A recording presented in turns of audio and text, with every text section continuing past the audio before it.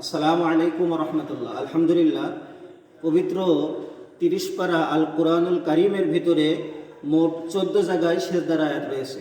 কোরআন তেলাওয়াত করতে করতে যখন এই সেজদার আয়াত আমরা পাঠ করে ফেলি তখন আমাদের জন্য সেজদা করা ওয়াজিব। সেজদা না করলে আমলনামায় কবিরা গুনাহ জমা হয়।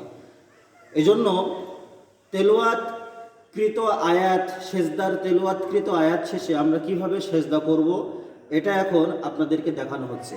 সেজদা করে দেখাও। আল্লাহু আকবার, আল্লাহু আকবার। আলহামদুলিল্লাহ, অর্থাৎ আপনার সেজদার আয়াত তেলাওয়াত করা শেষ, আপনি উঠে পড়বেন। উঠে দাঁড়িয়ে আল্লাহু আকবার বলে সেজদায় চলে যাবেন। যে সেজদার তাসবিহ 3 বার পাঠ করে আপনি আবার আল্লাহু আকবার বলে উঠে পড়বেন। একটি আয়াত পাঠ করলে সেজদার একটি সেজদা করতে হবে। এভাবে যদি আপনি 2টি 5টি আয়াত তেলাওয়াত করেন সেজদার আয়াত, তাহলে সেই কয়বার সেজদা করতে হবে। এখন আপনি যদি এক বসায় 5টি আয়াত তেলাওয়াত করেন সেজদার, তাহলে একবারে একত্রে পড়া শেষে 5 বার সেজদা করলেও হবে। আশা করি সকলেই বুঝতে পেরেছেন। সকলে আমাদের জন্য দোয়া করবেন। আসসালামু আলাইকুম ওয়া রাহমাতুল্লাহ।